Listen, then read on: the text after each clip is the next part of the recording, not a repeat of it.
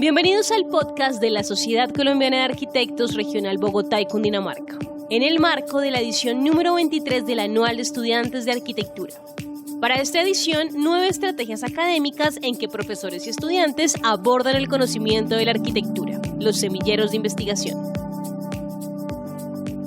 Bienvenidas y bienvenidos, soy el arquitecto Sergio Pereda Restrepo, curador de la 23ª Anual de Estudiantes de Arquitectura.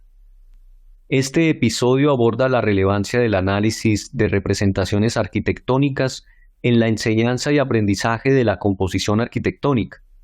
El semillero de investigación investiga el papel del dibujo, modelos y textos en la composición de obras arquitectónicas y su influencia en procesos educativos.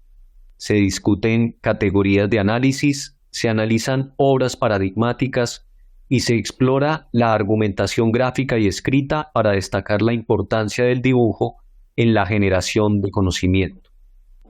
Le damos la bienvenida a este espacio al profesor, el arquitecto William Blay. Buenas tardes, Sergio. Un saludo muy especial para ti y para el público que escucha este podcast.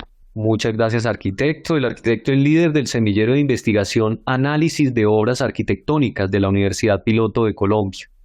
¿Cómo impacta el análisis detallado de las representaciones arquitectónicas como dibujos y modelos en la comprensión de la composición y diseño de espacios públicos?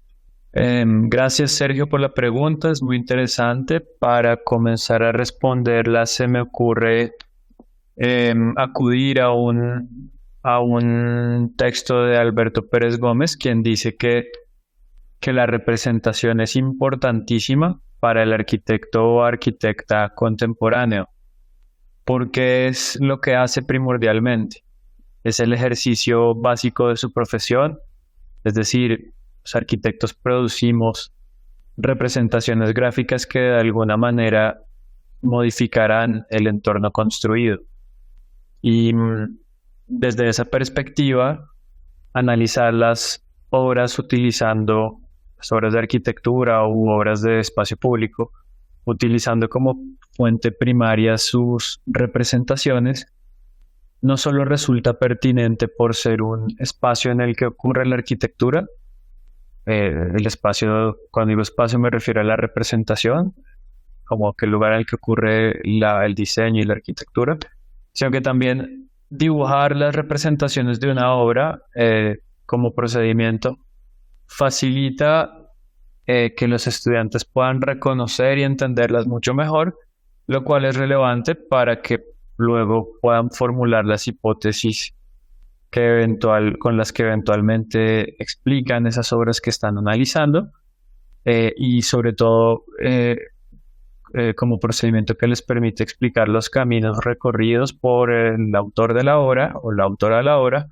durante su concepción. De alguna manera podríamos decir que el análisis de las representaciones se puede considerar un ejercicio de especulación razonada que detona interpretaciones creativas en los estudiantes sobre las obras que están estudiando, sean de arquitectura o de espacio público. Es muy interesante lo que decía sobre el valor de las representaciones arquitectónicas como objeto de estudio y objeto de aprendizaje. Sí, digamos que es muy interesante el tema porque, y podríamos, comentar sobre la forma de representar ha cambiado considerablemente en el tiempo y seguirá cambiando. Es decir, la tecnología con la que se dibuja hoy en día es diferente a la que se utilizaba antes y esto cada vez va más rápido. Pero la representación nunca ha dejado de tener un peso determinante en el quehacer de arquitectas y arquitectos, y en ese sentido pues gana mucha relevancia como objeto de estudio y como objeto de aprendizaje en la formación de la arquitectura. Te interrumpo entonces para hacerte la pregunta: ¿por qué es tan importante las obras paradigmáticas que son representadas? Bueno, digamos que las obras paradigmáticas que al final son lo que nos interesa analizar, son importantes porque lo que les da esa condición de paradigmáticas, de obras ejemplares o, digamos, canónicas, si se quiere, es el reconocimiento por lo que podríamos llamar institución arquitectura. Institución arquitectura entendiéndolo como el conjunto de actores que hacen parte de una comunidad disciplinar, llámense los profesionales, los académicos, los críticos, los curadores, todos los actores involucrados, no solamente en la creación, sino en el juzgamiento, si se quiere, y la retroalimentación y el estudio de la arquitectura misma. Luego, las obras paradigmáticas o canónicas son muy importantes porque suelen ser las que toda esta diversa comunidad de actores que trabajan alrededor del entorno construido de la arquitectura, de alguna manera celebran por su mérito en diseño o por su mérito arquitectónico. Luego, claro. No quiere decir que no hayan obras, digamos, que no sean canónicas, mejor dicho, quiere decir que una obra que no es canónica no sea susceptible de llevar a cabo un análisis sobre esta, pero creo que digamos, también con el ánimo de invitar a los estudiantes a ganar cultura arquitectónica sobre casos de estudio que les permitan entrar en diálogo con otros arquitectos y arquitectas y entonces con más seguridad sobre ejemplos que son, digamos, comúnmente reconocidos por todos nosotros, pues resulta también importante para su proceso formativo. Muy bien, es muy clara la explicación y gracias también por aclarar que este proceso se puede aplicar a otro tipo de obras y que es de interés poder acercarse a unas obras singulares que para nuestros oyentes podrían ser identificadas como parte del patrimonio cultural. Pero te voy a hacer entonces la segunda pregunta. ¿Cuáles son las categorías claves identificadas por el semillero para analizar obras de arquitectura y cómo influyen en la percepción del valor del dibujo en estos procesos de análisis? Perfecto. Diría que las categorías clave que hemos concertado este semestre o este año está terminando con los estudiantes activos del semillero han sido o las hemos de alguna manera nombrado en 3 tipos. La primera es la categoría que se preocupa por analizar la forma arquitectónica. La segunda es una categoría de análisis que se preocupa por el estudio del emplazamiento de un proyecto en un sitio determinado. Y la tercera es una categoría de análisis que se pregunta por lo fenomenológico. Digamos que en la primera, la que concierne al análisis de la forma, nos interesa estudiar qué partes componen un proyecto, cómo puede uno analizar un proyecto para describir su forma y la manera en la que fue constituida.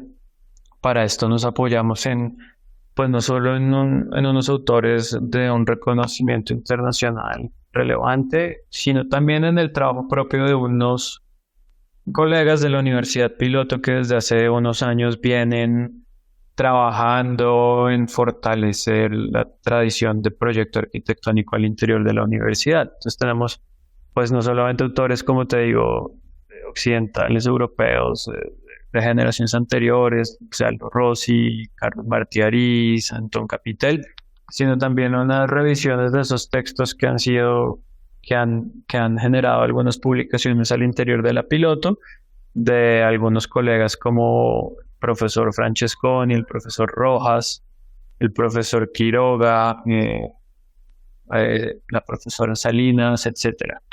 Y en ese sentido, pues, digamos que el semillero recoge mucho de los aportes de estos colegas y lo aplica en esta categoría de análisis en el estudio de la forma arquitectónica a partir de las partes que componen el proyecto, si estas se pueden construir, si la suma de varias partes arman un conjunto, si varios conjuntos arman un sistema, como desde esta lógica de la composición y descomposición de la forma en partes, en unidades de delimitación espacial, en los términos de los autores que acabo de mencionar.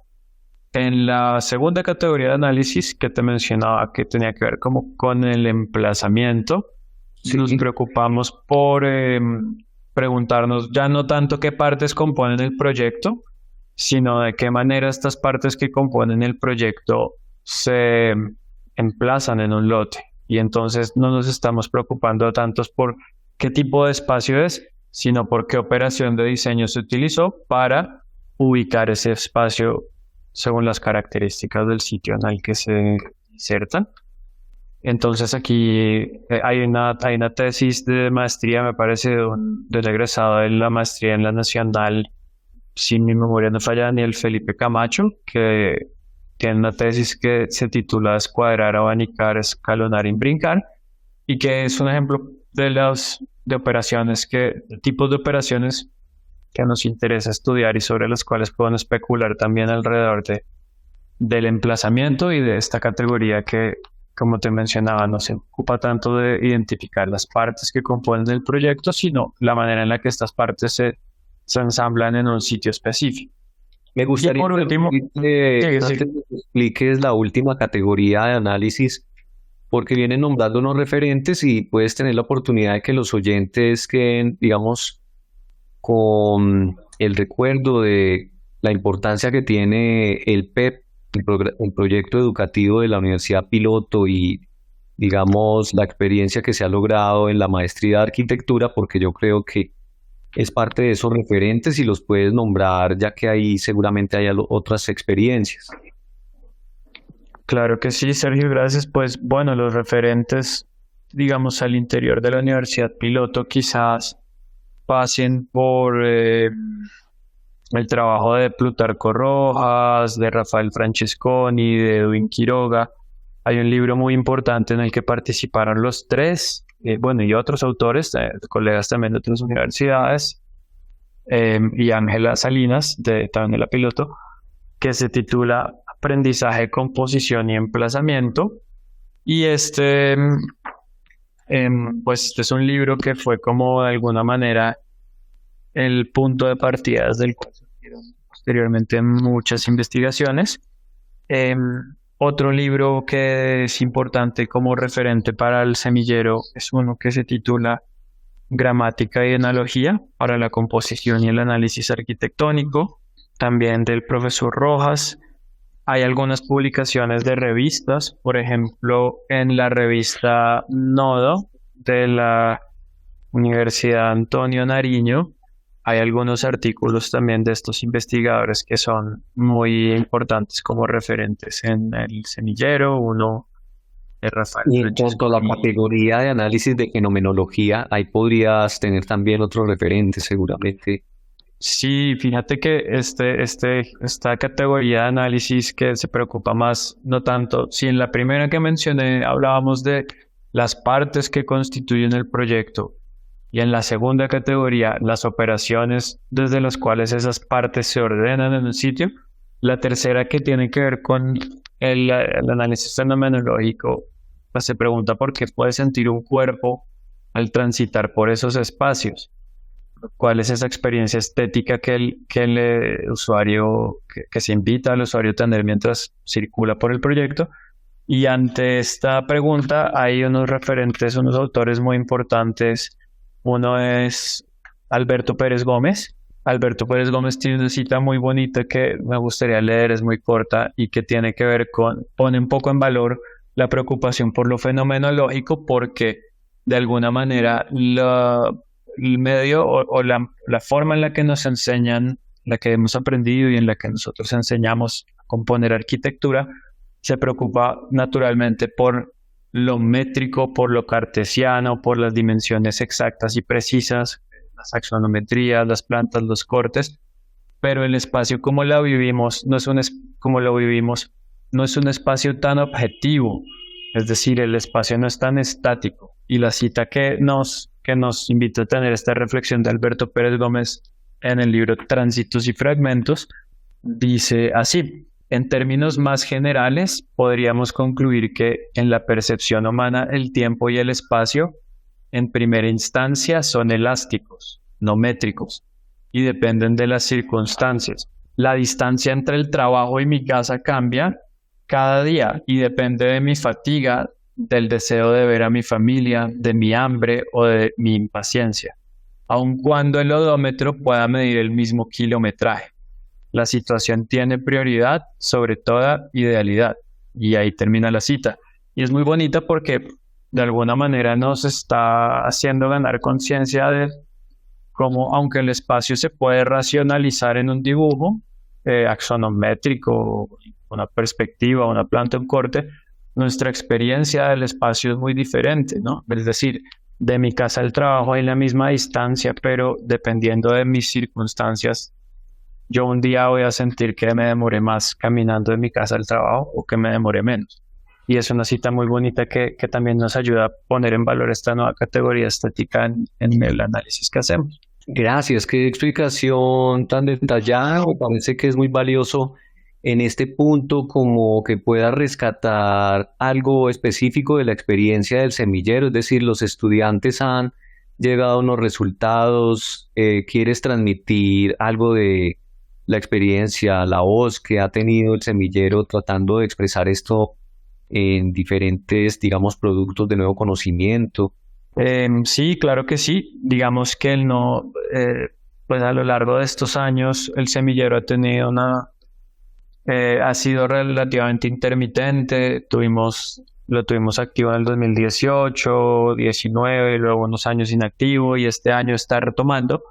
En años anteriores cuando pues recogimos como la producción de varios semestres con una participación muy activa de hartos estudiantes, logramos hacer 2 exposiciones importantes sobre análisis de obras, una de obras arquitectónicas y otra de obras de espacio público. En la de obras de espacio público la exhibimos en el Archivo de Bogotá, en el hall del Archivo de Bogotá, y pues estaba en el marco de un proyecto de investigación más grande sobre el espacio público en el barrio 20 de Julio. Y lo que hicimos fue exhibir el mérito en diseño que encontraron los estudiantes en muchas obras paradigmáticas de espacio público para sensibilizar a una comunidad amplia de la ciudad de Bogotá sobre el valor del diseño del espacio público en la gestión del espacio público. Muchas veces cuando se abordan problemas de gestión del espacio público, el diseño pasa a un segundo plano y predominan consideraciones de factibilidad económica, de costos de mantenimiento y demás. Y un poco el ejercicio era sensibilizar a actores del sector público, de la comunidad del 20 de julio. A esa exposición asistió el alcalde local de ese momento de la localidad. En fin, sensibilizar a la comunidad que el diseño del espacio público también es importante y también puede contribuir a una apropiación por parte de la comunidad, a un cuidado y a unos resultados que de pronto desde lo económico no son tan visibles, pero desde la experiencia y desde el estar en el espacio y el comportamiento y el cuidado que se le da, sí. La otra exposición fue en la Sociedad Colombiana de Arquitectos, la organizó la Gran Colombia, era un encuentro de semilleros hace unos años, y en esa ocasión exhibimos no tanto dibujos, sino maquetas. Eran unas maquetas de proyectos arquitectónicos, desmenuzados en partes, en las unidades de delimitación espacial que los componen.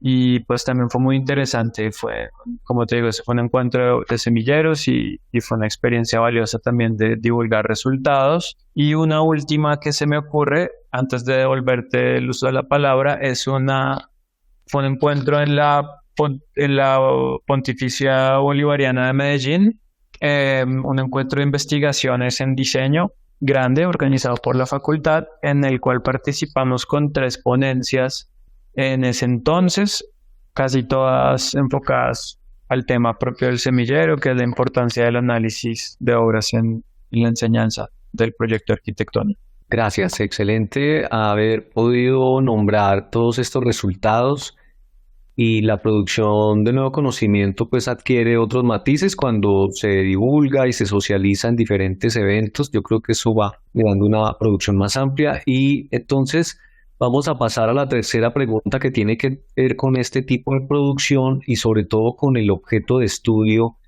que es la representación arquitectónica.